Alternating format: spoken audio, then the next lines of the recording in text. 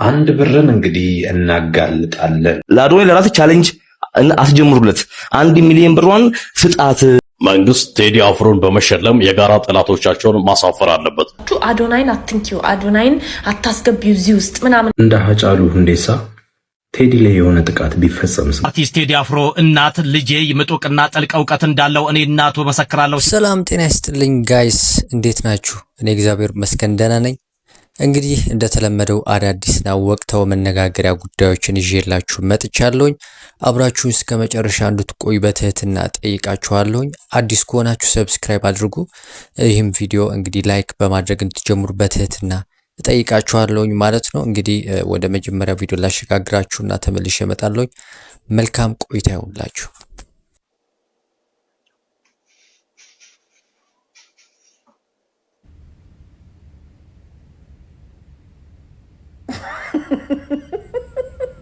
እንግዲህ ብቻለ ታዛቢ ነኝ ምንም ማድረግ አልችልም። ፔጄን የከፈትኩበት ልታዘብ ነው ሊያ።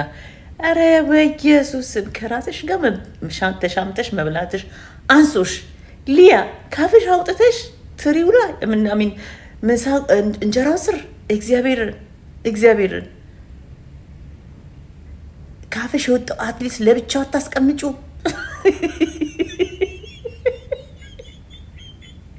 ያንቺስ ይለያል ጌታን። ወይኔ መድኃኒዓለም። እኔ ግን ሊያ ሰው ቤት ስትሄጂ እንዴት ነው የምትበይው? እስቲ ከሰው ቤት ስትሄጂ አሳይና አንድ ቀን እንደዚህ ማዕድ ላይ ስትቀሪ ማለት ነው። እኔ እኮ አሁን ያንቺ አይደለም የሚያሳስበኝ እንደ ለዚህ ለትንሽ ልጅ ግን እንዴት አድርገሽ ነው አሁን እንዴት አድርጋ ነው እቺ ልጅ ያንቺ ልጅ ደግሞ እንዴት የምትበላው? እግዚአብሔርን ማይ ጋድ። ምንም ችግር የለም። በቤትሽ ነው፣ የራስሽ ገንዘብ ነው። ቢ እንደፈለግሽ ቢ ምን ችግር አለው? ቢ ኦፍ ኮርስ የራስሽ ገንዘብሽ ነው። ቢ ግን ሊያ የበላሽውን እዛ ስር እግዚአብሔርን እንዴ ከሰው ጋር ስትበይ እንዴት ነው? እኔ አሁን አንቺ ቤት እኔ ግደይኝ እንጂ ለምን እግዚአብሔርን በብዙም አልበላም እንደዚህ አይነት ሰው ቤት። ወይኔ እኔ አሁን አሰብኳቸው እዚህ ቤት የሚበሉ ሰዎች ማይ ጋድ ሊያ አሁን አንቺ ቤት ገብቶ ማዕድ የሚበሉ አሉ። ስንት መተው በልተዋል። ግን ማይ ጋድ በጣም ነው የሚገርመው። እንዴ ጌታው ሰው ከራሱ ጋር ተሻማ ይበላል። ደግሞ ፈረሰኛውን የሚበላው ባለው አንቺ ባላለሽ አይደለ እንዴ? ፈረሰኛውን የሚበላው ባለው ሊያ ልንገርሽ ብዬ ነው። ፈረሰኛው የሚበላው ባል ነው ሊያ። እግዚአብሔር እንዴ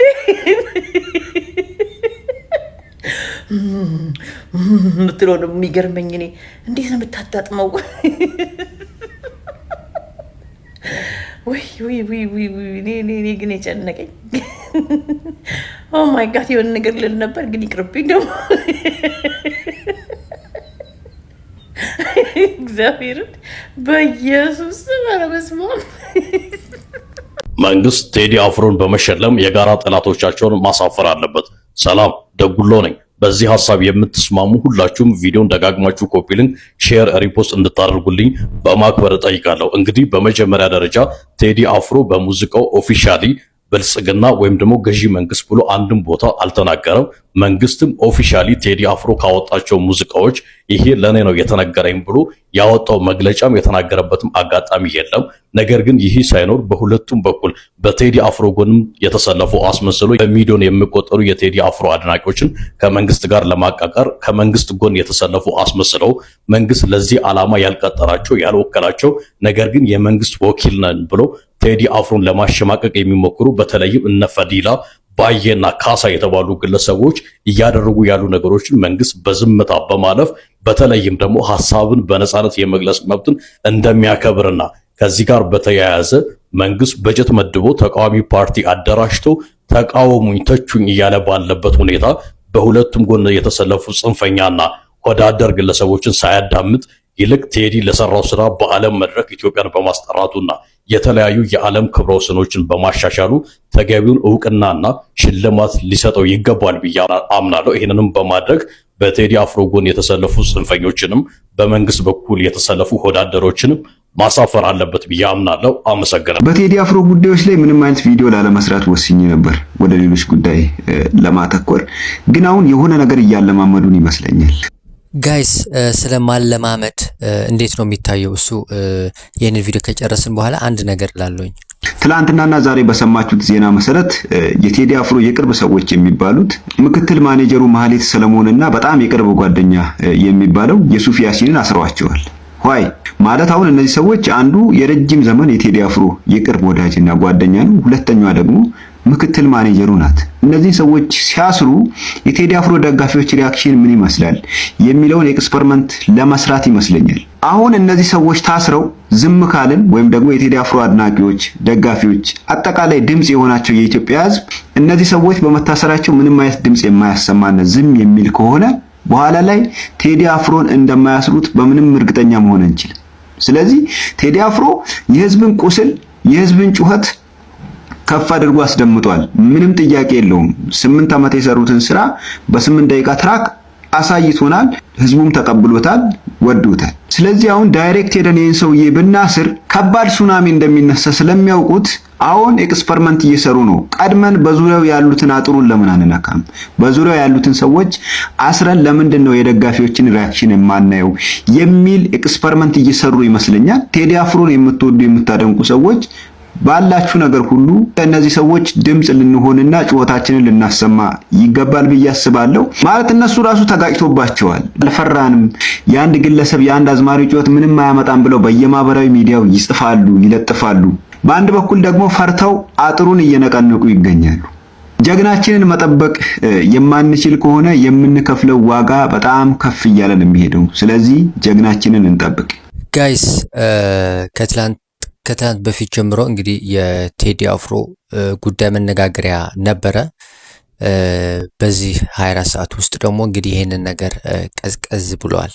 እነዛ የቴዲ አፍሮ ምክትል ማናጀር እና የቅርብ ወዳጅ ተብሎ የተጠራው ሰው ማለት ነው ጉዳይ በዚህ 24 ሰዓት ውስጥ ዝም ተብሏል። ለምን መሰላችሁ? ይሄንን ነገር የሆነበት ምክንያት ሰው አንድ ነገር ታለማምደዋለህ። ለምሳሌ እነዚህ ሁለቱ ሰዎች እንግዲህ ታስረዋል በዚህ ጉዳይ ላይ ማለት ነው በቴዲ ዙሪያ።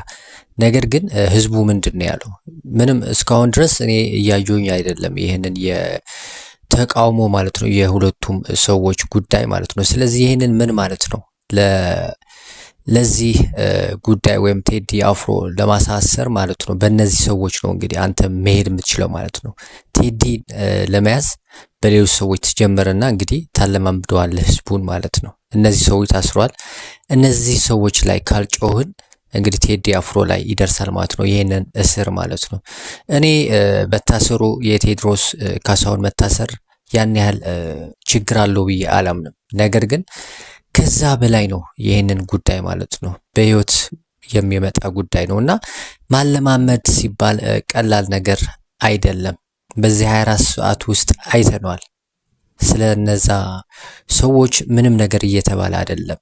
ህዝቡ ተቃውሞ እያስነሳ አይደለም። ስለዚህ ይሄንን ነገር ምን ሆነ ማለት ነው? ህዝቡ ተለማመደው ማለት ነው። ስለዚህ አሁን ቴዲ አፍሮ ቢታሰር ህዝቡ ምንድነው የሚለው ማለት ነው።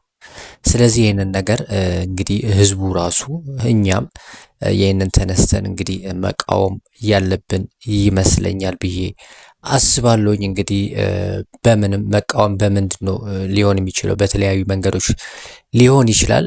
ከነዚህ መሃል እንግዲህ ሶሻል ሚዲያ ትልቅ ተጽዕኖ የሚፈጥር ነገር ነው። በዚህ በሶሻል ሚዲያም ቢሆን እንግዲህ ይሄንን ነገር ተቃውሟችን አለን ማለት አለብን ለማለት ፈልጋለሁኝ ጋይስ።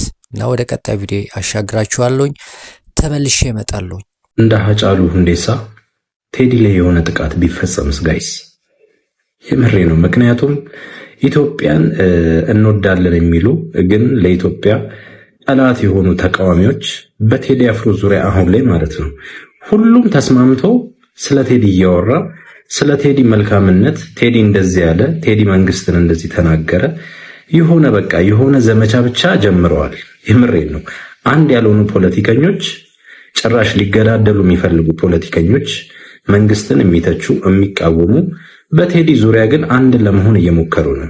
ይሄ ነገር ሄዶ ምንም አልጣመኝም። የጥንቃቄ መረጃ ነው። መንግስት በምትችለው አቅም ቴዲን ለፖለቲካ ፍጆታ እንዳይጠቀሙት ልክ እንደ ሃጫሉ ሁንዴሳን እንደቀሙ ማለት ነው። ለፖለቲካ ፍጆታ ቴዲ አፍሮንም እንዳይጠቀሙ በተቻለ መጠን ለቴዲ ከለላ ሆነ ጥበቃ፣ ካልተቻለም ደግሞ ቴዲ አፍሮ ራስህን አደራህን ጥበቃ በማድረግ ከፈጣሪ በታች ራስን በመጠበቅ የነዚህ ተቃዋሚዎች የፖለቲካ ሰለባ እንዳትሆን አደራ ለማለት ነው ይህን ቪዲዮ የሰራሁት።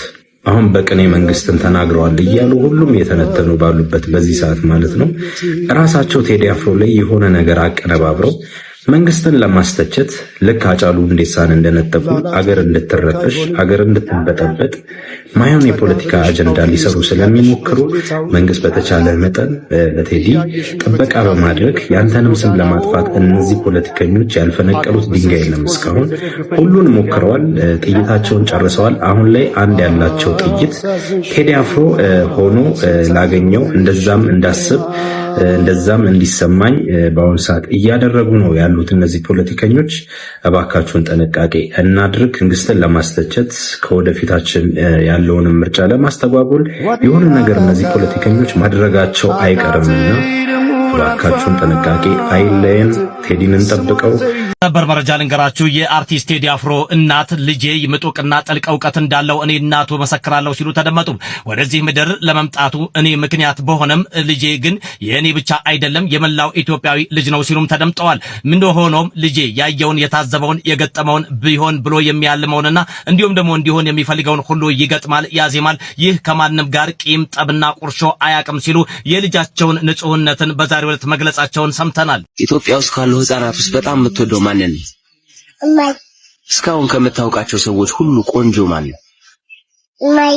እሺ፣ በጣም የሚያሳዝን ሰው ማን ነው? እንዴ ለምን?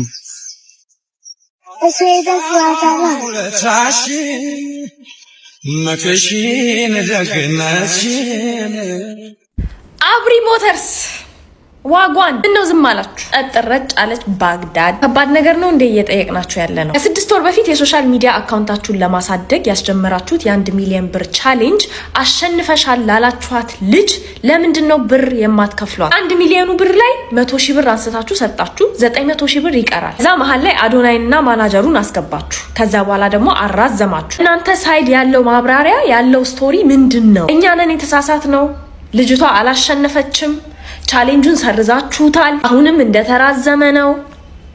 ምንድነው ያለው ጉዳይ እዚህ ጋር? ምክንያቱም አሁንም ከሲድሮ አፕ ጋር ኮላብ አድርጋችሁ ሌላ ቻሌንጅ አስጀምራችኋል። 900 ሺህ ብሩን ወደዚህ አምጥታችሁት ነው ወደዚህኛው ቻሌንጅ። እንደዛም ከሆነ ግልጹን ለምን አትነግሩንም? ነገራችሁ ላይ ከዚህ በፊት የሰራሁት ቪዲዮ ላይ መታችሁ አዶናይን አትንኪው፣ አዶናይን አታስገቢው እዚህ ውስጥ ምናምን የምትሉ ሰዎች ማለት ነው። አዶናይን እዚህ ጉዳይ ውስጥ ያስገቡት አብሪ ሞተሮች እራሳቸው ናቸው። አብሪ ሞተሮች ናቸው ስለ ቻሌንጁ ከዚህ በኋላ አዶናይ ነው የሚመለከተው፣ አዶናይን አናግሪው ያሏት። ከዛ ኢቨንቹአሊ የአዶናይ ማናጀር ደግሞ ኖ ከኔ ጋር ነው መነጋገር ያለብሽ ብሎ ከዛ ልጅቷ እስካሁን ድረስ የሚገባትን ነገር አላገኘችም። ሉናብጥ ማለት ነው። ግልጽ መደረግ ያለበት ነገር ግልጽ እስኪሆን ድረስ እዚህ ነገር ውስጥ እጃቸውን ያስገቡ ሰዎች በሙሉ ይጠራሉ። ቻሉት፣ አይዟችሁ ያለ ነው። እዚህ ፔጅ ላይ ሰዋን መርጥ 900 ሺህ ብሩን አለመክፈል እኮ መብታቸው ነው ምናምን ያላችሁ ሰዎች አሉ። አዎ መብታቸው ነው አለመክፈል፣ ግን መናገር አለባቸው፣ ማሳወቅ አለባቸው። ቻሌንጁን ሶሻል ሚዲያቸው ላይ እንዳሳወቁት 900 ሺህ ብሩን እንደማይከፍሉ ወይም ደግሞ ቻሌንጁን ሀሳባቸውን እንደቀየሩ whatever it is ማሳወቅ አለባቸው ሶሻል ሚዲያቸው ላይ። በጣም ብዙ ድርጅቶች ቢዝነስ የሚሰሩበት መንገድ ነው ይሄ። ባይ ዘ ዌይ ቀላል ነገር አይደለም፣ ቀላል ትራንዛክሽን አይደለም። በጣም ብዙ ድርጅቶች ሶሻል ሚዲያ ላይ ያላቸውን ኢንፍሉዌንስ ያላቸውን አቅም እየተጠቀሙ ያሉት በእንደዚህ አይነት ቻሌንጆች ነው። አንድ ድርጅት ሶሻል ሚዲያ ላይ መጥቶ የ1 ሚሊዮን ብር ቻሌንጅ አዘጋጅቻለሁ ተሳተፉ ካለ በኋላ እነዚህ ሁላ ሰዎች ከተሳተፉ በኋላ ለሚያሸንፈው ሰው ቃል የገባውን ገንዘብ ቃል የገባውን ጊፍት ስጦታ whatever it is የማይሰጥ ከሆነ ማወቅ አለብን ሁላችን። ስፔሻሊ ኮንተንት ክሪኤተሮች ማወቅ አለባቸው። ሶ አብሪ ሞተርስ እየጠበቅናችሁ ነው። ሲድሮ አፖችም እንደዛው ዝም አትበሉ። አብራችሁ እየሰራችሁ ያላችሁት ድርጅት ነው እንደዚህ አይነት ነገር እየሰራ ያለው። አሁን ከነሱ ጋር ቻሌንጅ ጀምራችኋል እናንተም። ሶ የእናንተም ቻሌንጅ እንደዚህ አይነት ውጥንቅጥ ውስጥ እንደማይገባ ምንድነው ማረጋገጫው? አዶናይ ምንድነው የምታውቀው ነገር ስለዚህ ጉዳይ? ጋይስ ስለዚህ ጉዳይ እስኪ መጀመሪያ ምን ተብሎ እንደነበር የመጀመሪያ ቪዲዮ ላሳያችሁና ተመልሼ እመጣለሁ። ጋይስ ለ1 ሚሊዮን ብር ሽልማት 17 ቀን ብቻ ነው የቀረው። 1 ሚሊዮን ብር ማሸነፍ ከፈለጋችሁ ከአብሪ ሞተርስ ማለት ነው እናንተ የሚጠበቅባችሁ ክሪኤቲቭ የሆናችሁ የፈለጋችሁት ቪዲዮ መስራት ነው። ይህ ቪዲዮ የሚሆነው እንግዲህ እነዚህ መኪኖች እንዴት ለመግዛት ማለት ነው ምንም አድቫንስ ፔመንት ሳትከፍሉና በጣም ዝቅተኛ በሆነ ኢንትረስት ሬት ኢትዮጵያ ውስጥ ማለት ነው እነዚህ መኪናዎች መወሰድ እንደሚችሉና ኤሌክትሪክ ካርስ ናቸው። በጣም ጋራንቲ እንሰጣለን፣ ኳሊቲ ናቸው። ይህ ማስተዋወቅ ከቻላችሁ በቪዲዮዎቻችሁ ክሪኤቲቭ ሆናችሁ እየጨፈራችሁም ሊሆን ይችላል። ግን ከታች የአብሪ ሞተርስ አካውንት ሜንሽን አድርጌያለሁ። ግቡና ወደዛ እዩዋቸው። ምንድነው አብሪ ሞተርስ አላማቸው ምንድነው እያቀረቡ ያሉት እና አንድ ቪዲዮ ከሰራችሁ ይህ ቪዲዮ ክሪኤቲቭ ከሆነ አሪፍ ከሆነ በእነዚህ ሃሽታጎች ማለት ነው ታግ አድርጓቸው። ከዛ በኋላ ይህ ሜንሽንም ማስገባት እንዳትረሱ። እኔ ራሴ አለሁበት እመርጣችኋለሁ። አሸናፊ ከሆናችሁ ክሪኤቲቭ ከሆናችሁ ወዲያውኑ እናሳውቃችኋለን። ህዳር 20 እንደምትመለከቱት የ1 ሚሊዮን ብር አሸናፊ ትሆናላችሁ ማለት ነው። ህዳር 20 ነው። ቶሎ ብላችሁ ቪዲዮ ስሩ፣ ክሪኤቲቭ ሁኑ። ችግር የለውም፣ አትጨናነቁ። አንድ ቪዲዮ ብቻ ስሩና እድላችሁ ተጠቀሙበት። እወዳችኋለሁ። ቻው። እንግዲህ በአብሪ ሞተር ላይ ነው ይህንን ቻሌንጅ አዶናይ ያስጀምረው። ከዛም በኋላ ደግሞ ያሸነፈችው ልጅ አሳይቻችሁ ልመለስ። አንቺ ቤቢ ሰዋሌ ሰዋ ሰዋ ሰዋሌ ሪሚክስ ሰዋ ሰዋ ሰዋ ዲ ፍሌቨር ሰዋ ሰዋ ፊውቸሪንግ አብሪ ሞተርስ ሰዋ ሰዋ አላዳላ ቁንጅና ውበቷን አየውና እኔ ማንቃታለው ግሩም ውበት ነው ድንቅ ጉልበት ነው። እንግዲህ እቺ ልጅ ቪዲዮዋ ከ1.7 ሚሊዮን በላይ ነበር የታየውና እንግዲህ እሷ አሸንፋለች። እንግዲህ ይሄ የ1 ሚሊዮን ቻሌንጁ እንግዲህ እስካሁን አልተሰጣትም ማለት ነው፣ ወይ ደግሞ 900,000 ማለት ነው። እና ብዙ ተቃውሞዎች እየተነሱ ነበረ። ለአዶናይ ለራሱ ቻሌንጅ አስጀምሩለት። 1 ሚሊዮን ብሯን ፍጣት ብላችሁ ቻሌንጅ አስጀምሩለት። ይህን ቪዲዮ ሼር ኮፒ ሊንክ እያደረጋችሁ ለምን ከዚህ በኋላ የአካውንትም ሊዘጋ ይችላል። 2 ስትራይክ አለበት። ታስዋይ የተባበራችሁ ፈልጋለሁ። አዶናይ ከአብሪ ሞተርስ ጋር ቻሌንጅ አስጀምርክ። ባይዘው በሻሎ ባትሪም ቻሌንጅ አስጀምረ አንድ ያየነው ነገር የለም። ግልጽ ነገር ነው። ስለዚህ አዶናይ የምትወዱ ሰዎችም ሼር ኮፒ ሊንክ ያደርጋችሁ አድርሱለት። እሺ፣ የሚወደድ ልጅ እንኳን ሰው አይደለም ልጅ ይቀጣል፣ አባት ልጅን ይቀጣል ካጠፋ። ታስዋይ በዛ ልብ አይታችሁ ነው። አዶናይ ሴት ልጅ በደለችኝ ብላ እኔ ጋር ስመጣ ማመን ያቃተኝ ይህ መረጃ ስሰማ፣ አንተ እኮ ሴቶቹ እኔ ከእናቴ እስከ ልጅ ይወደዋል እኮ ሚስቴ ጭምር ነው የምልህ። 3 ትውልድ የሚወድ ሰው ነህ። ገባ? እንዴት ሴት ልጅ ቻሌንጅ አስጀምረ የ1 ሚሊዮን ብር ቻሌንጅ አስጀምረ እንዴት ብር ትከለክላላችሁ? እሱ ብቻ አይደለም አልፎ ተርፎ ዛቻና ማስፈራሪያ። አንተ አዶናይ በአንተ እጅ ሴት ታስፈራለህ? አዶናይ እኔ አሁን ማመን ያቃተኝ ሴት እንዴት ታስፈራለህ አንተ? ማን ነው አሪው ሲጀምር እንዴት ሴት ለማስፈራት ደረስክ እንዴ? እነሱ ናቸው እኮ ሲለጃ ያደረሱ እኮ ብዙ አድናቂዎች እኮ ሴቶች ናቸው እኮ እንዴ። እቺ ልጅ በ3 ቪዲዮ ከ15 ሚሊዮን በላይ ቪው ያገኘችው አሸናፊ ናት። ለአንተ ክብር ስል እኔ ቴክስቱም ሁሉ ነገር አለኝ አልፖስቶም እዚህ ጋር ለአንተ ክብር ስል ነው የምልህ። ግን እቺ ልጅ ብሯ እንዲሰጣት አድርጓት።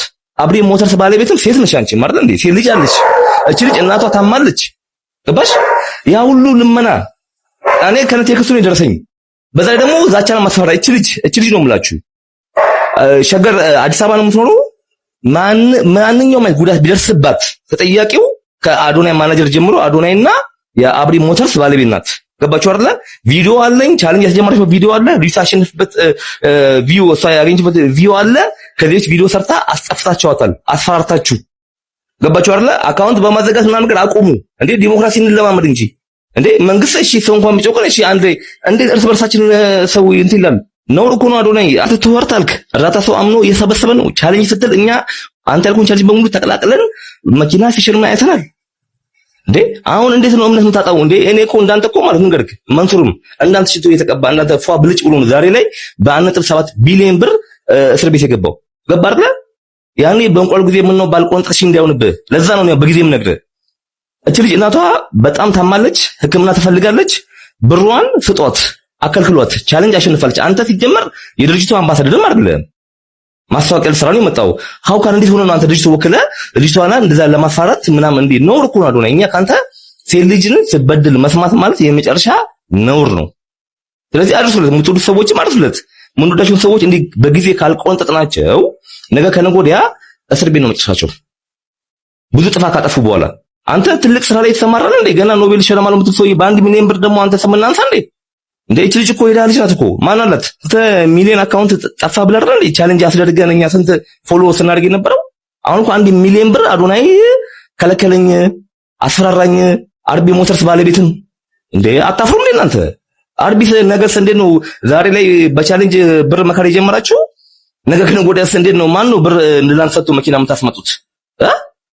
ነውር ነው። ስለዚህ ለዚህ ልጅ ድምፁ ናት። እሺ ድምፁ ናት። ኢትዮጵያውያኖች ድምፁ ናት። አመሰግናለሁ ጋይስ።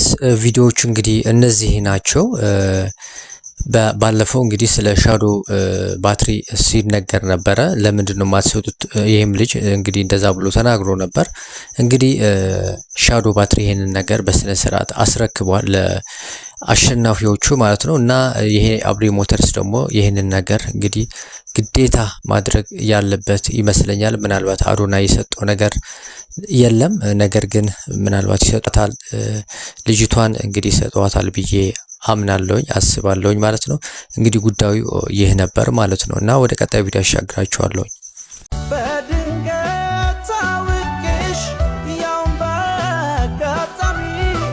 አንድ ብርን እንግዲህ እናጋልጣለን።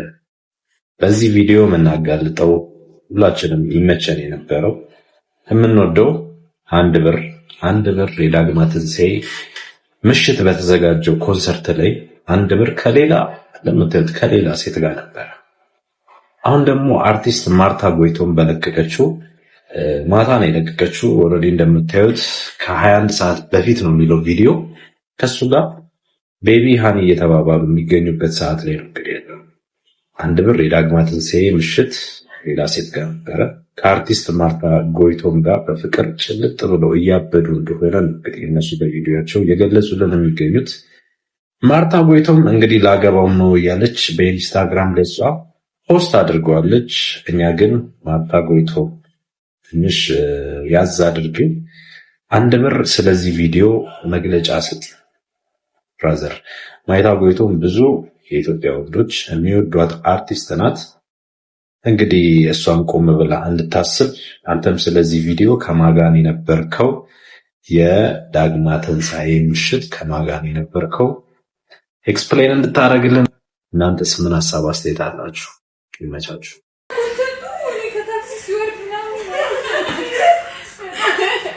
ኦኬ ስለዚህ ጋይስ ዊ አር ባክ ባይ ኮሜንት ነው የተመለስነው። ከአንድ ብርና ከቢጓይ ተብላችኋል። ሮዚ እኔ እንትና አላውቀውም፣ ቢጓይ አላውቀውም፣ ግን አንድ ብር አውቀዋለሁ። አንድ ብር እሺ። ሜሊ እኔም አንድ ብር ቢጓይን አላውቀውም። አንድ አይነት ነኝ አላውቀውም። ለምን አታዩትም? እስኪ ቼክ አድርጉት።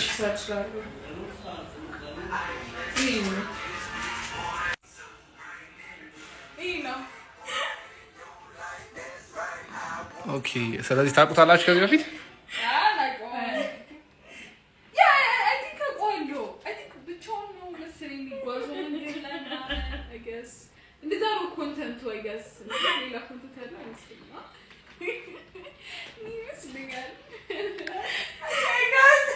ወይ ጋይስ ላፊ ነው ብስኩት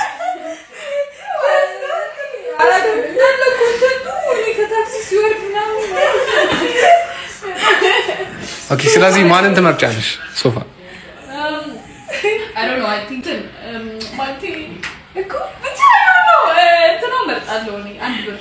እሺ ሜላት አንድ ብር እኔ አንድ ብር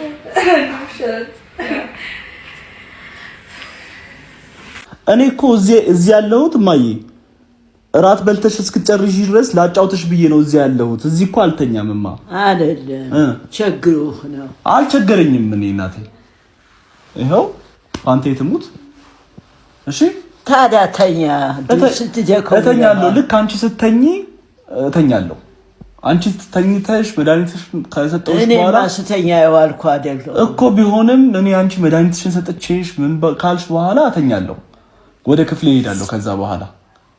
ለዛ ብዬ አይደል እንዴ ቤቴን ጥዬ የመጣሁት እዚህ እናቴ አብሬሽ ለመሆን እኮ ነው። እሺ እሺ እወድሻለሁ። ለተኛ አሁን እሺ እሺ ነይ ሳሚኛ። ሳሚኛ አስሚኝም ሳሚኛ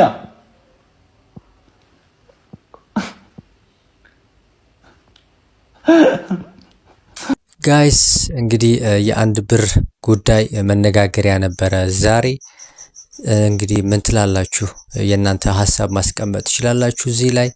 የነበረኝ ቆይታ ይህንን ይመስላል። አዲስ ከሆናችሁ ሰብስክራይብ እንዲሁም ላይክ አድርጉ። ሐሳብ ካላችሁ ደግሞ ኮሜንት ላይ መጻፍ ትችላላችሁ ማለት ነው። ሰላም ጤና ይስጥልኝ። መስላለሁ ዋንድ ጌታ ወደርኩ ብል